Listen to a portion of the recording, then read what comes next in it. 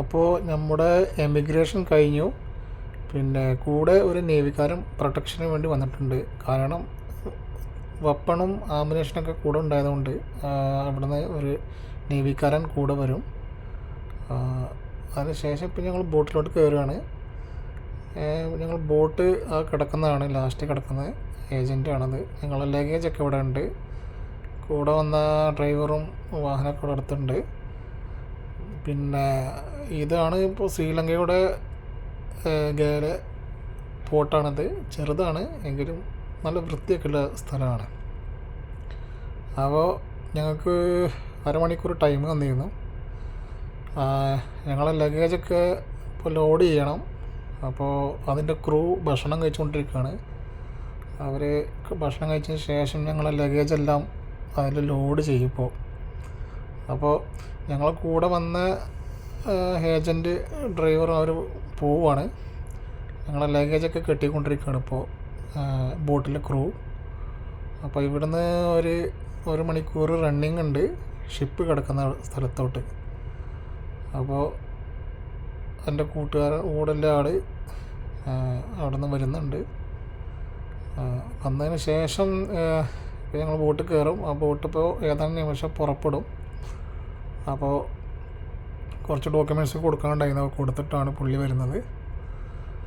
അപ്പോൾ ബോട്ടിൻ്റെ ഉള്ളിലോട്ട് കയറാം. പുറത്ത് നല്ല ചൂടാണ്. അപ്പോൾ ഉള്ളിലോട്ട് കയറി ഇപ്പോൾ സമയം ഇരിക്കാം. ഷിപ്പ് കിടക്കുന്ന അവിടെ നിന്ന് മെസ്സേജ് വന്നുകൊണ്ടിരിക്കുന്നുണ്ട്. ഞങ്ങൾ കൂടെ ബോട്ടിൻ്റെ ഒരു ഓണറും അടുത്തുണ്ട്. നേവിക്കാരൻ, ഞങ്ങൾ കൂടെ വന്ന നേവിക്കാരൻ ബോട്ടിലുണ്ട്. അദ്ദേഹം കപ്പൽ ഞങ്ങൾ കയറുന്നവരെ ഞങ്ങൾ കൂടെ ഉണ്ടായിരിക്കും. അപ്പോൾ അവിടെ വെച്ച് കാണാം. അപ്പോൾ അവർ ബോട്ട് സ്റ്റാർട്ട് ചെയ്തു. ബോട്ട് ഇപ്പോൾ തിരിച്ചുകൊണ്ടിരിക്കുകയാണ്. അപ്പോൾ ഏതാനും നിമിഷം ബോട്ട് പുറപ്പെടും.